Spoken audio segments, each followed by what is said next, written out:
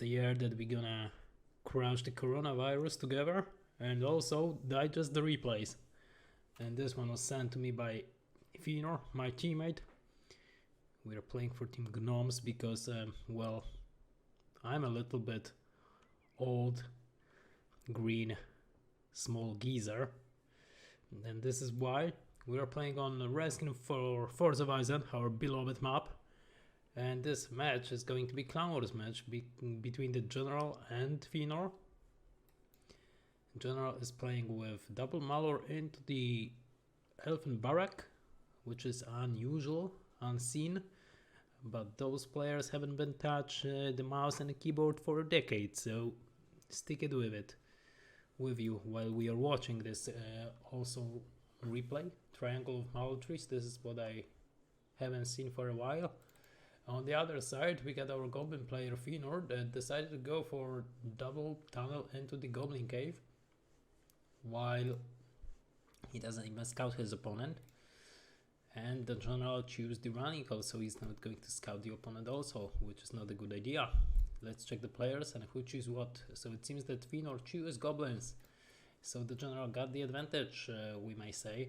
He knew what's going to happen. He knew maybe that there will be no Goblin Warrior or Goblin Spider Riders at the first stage of the game, and he's going to be dealing with Goblin Warriors, the spam of them, as we like to call it. And he decided to go with Loading Warriors. Really weird decision. Maybe if you scout your opponent, you realize that, well, he got only like 3 tunnels and they're near the fortress, except this one. So the fortress is going to be hitting on me, and those Goblin Warriors will definitely evacuate and kill my Loading Warriors anyway. Sneaky tunnel, which is what I like, on the sides or through the middle when your opponent doesn't see. This is something that I like to take a look at. First Battalion Goblin Warriors, really aggressive actually in the battle stance, and not the aggressive stance that gives you 15% of more damage towards structures, and we all know that Goblin Warriors dying by 1 hit anyway. So yes, this is what we are doing. Aggressive stance, increase the attack damage, increase the input over there. In the meantime, the General was able to get into your own base and decided to go for a tunnel that is unprotected because, well, my teammate Feanor decided to go all in into his opponent base and destroy those mallow trees. And there is the cave bats. Well, you're not using the cave bats if you're not debuffing anything, or if the fortress is not aiming for those bats. And the fortress is aiming for a bats, which is really weird. It shouldn't happen. Anyway, as you can see, level 3 on Loading Warriors. This is why the rallying call was used. Increased damage and experience by 50%. And this way he's leveling up so quickly on those Goblin Warriors. Also taking down the one Goblin tunnel, which is pretty decent job by the Elfen player. And also he's getting out of the range of the tower from the fortress, which we can see from the floor over there, which should not happen, but it happened anyway. So mismanagement over here by Feanor, and it cost him dearly, like 3 battalions and the additional tunnel. And I think this battalion is still alive. Actually, he can micro it out, but he decided to not do it and not save the battalion of Loading Warriors on level 4. Why? Because he is paying attention on the other side of the map. And now Feanor still trying to deal as much damage as possible. In the meantime, no one is creeping the works, and no one is getting himself additional resources, or rather treasures.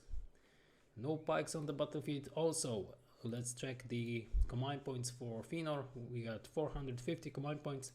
We got 500 resources and counting. Nothing else happened actually on the Feanor side, as he got himself a builder.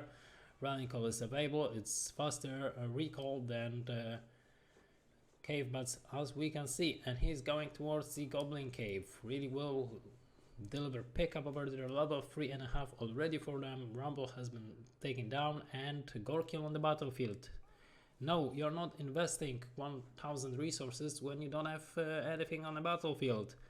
and 100 command points, which are only Goblin Warriors, is nothing on the battlefield in this stage of the game. You are going rather for the Spider Pit, more Goblin Warriors if you start with Goblin Warriors and your opponent starts with Lording Warriors at the same time, in order to increase your capability on the battlefield and deal more damage and get yourself structures on the sides of the map and then increase your presence, which actually happened on the left side of the map by both of the players. Let's check the command points also. 350 for the general. They're in so low command points, it means only 2 Mallow trees and the fortress, and 3-4 battalions. Not a big deal.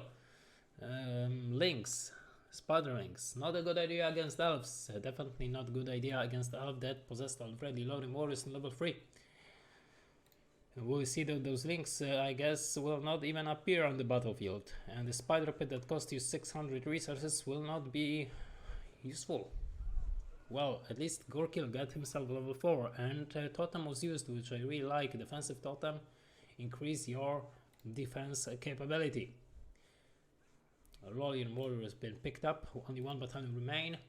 Builder block, which is really annoying but really useful, was used over there by the general. Maybe he's not even aware what he's done. He wasn't able, although, to creep the Warclaw, that he started to creep, but decided to go back all the way towards his base and protect his base that is completely nothing, because he got only like no Mallow trees on the battlefield at the moment, because those 2 been taken down. And he got only this one. Well, so nice pickup over there by our Goblin player anyway. That shouldn't happen, but he was able to achieve it somehow. Maybe because like Elfen player decided to go all in with Lording Warriors from the very beginning of the game, and it doesn't work out well for him. And there is no transition, double barrack, while you get no command points is also not the greatest idea. And we got Elfen Mist, which is really good if you want to clock your ends, or if you're going straight for the fortress with your Lording Warriors with the blades upgrades. It's like 2006 strategy on top level, and it works if your opponent doesn't possess the Goblin Cave. But on the other side, it's not going to work against Gorkil that it's already on your units and dealing damage towards them. You're going to take down the tunnel level 1 anyway, because those Lording Warriors were on level 2 already. So it doesn't work out anyway. As I said before, Gorkil too fast on the battlefield. Now there is the transition towards Fissure, and we got upgraded Fissure. Now, really good. You're not upgrading your Fissure when your opponent doesn't have cavalry, and it doesn't look like the general will possess cavalry anytime soon, and stables will not be created here, or rather Green Fissure, which is called on this patch. The elf player decided to creep at last and get himself additional treasures and resources, and realized that this barrack was a waste of resources, so he cancelled and saves half of the resources. I am speechless. 8 power points, and as we can see already, 3 power points for the general after tier 2 power point mist was used. Trolls on the battlefield, really good trolls with the goblin pickup. You can throw a goblin into the fortress dealing more damage. This is something that I really like to use if you're playing goblins, and it increases the fear damage, so it is worth to use. Sneaky mineshaft or forward mineshaft, or rather tunnel as most of the players would like to call it. Really good idea. Also, we are not using cave bats if there is no buff on the battlefield from the opponent side, and as we can see, there was no radical used on those Lording Warriors, so we are not using the cave bats. If it's not used, it could be used over there actually to decrease the amount of damage that those Lording Warriors could deal towards your Fissure. And we got 2 trolls on the battlefield and a couple of Goblin Warriors plus Gorkil on level almost 5.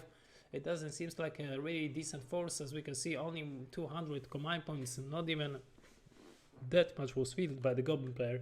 And Goblin got to spam units as hell. You cannot stop, you need to have constant production all the time. 2 trolls and 2 battalions of Goblin Warriors plus Gorkil.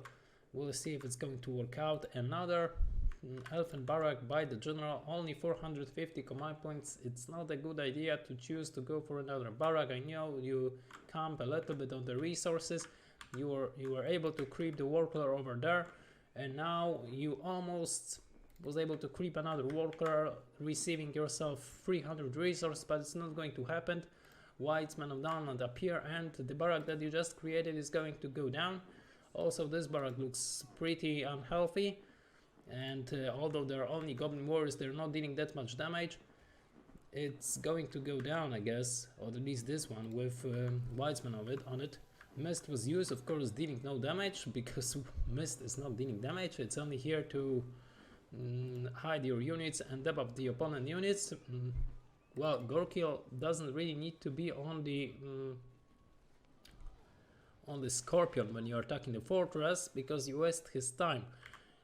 And somehow those two trolls, because the entire army of Elfin player were out of position, been taken down, and another barrack, the last barrack, was taken down as well. Well, I got to say, really anticlimactic matchup. Definitely Elf should creep and get himself pikes. As a Goblin player, would like to first of all get the map control with tons of units and harass your opponent as you did from the very beginning, then go for heroes, and then maybe win the game. The transition was a little bit too late on the Goblin side. Still, somehow those two trolls were enough without even Goblin picking into the fortress, which increased the damage that those trolls dealing, and they can throw the Goblin into the fortress or other structure. So they don't need to get all the way into the fortress, almost no one using it, but it's really useful and dealing decent amount of damage, plus fear if you're using it against units. So really worth trying. It's on P button if you get default hotkeys, and then you can just punch the fortress with the bare hands of the trolls. Anyway, it was really fantastic to look at all the players as myself playing the game. Nostalgia was here. Definitely heroes later, then faster. If you're under attack, you're not going for heroes, you're going for more and more units to repel your opponent and move forward. Definitely if you're a Goblin. Yeah, this scenario, Feanor was a Goblin player. Anyway, I hope you enjoyed this replay from the ClanWars that we got here in January 2021. And see you next time in the next cast.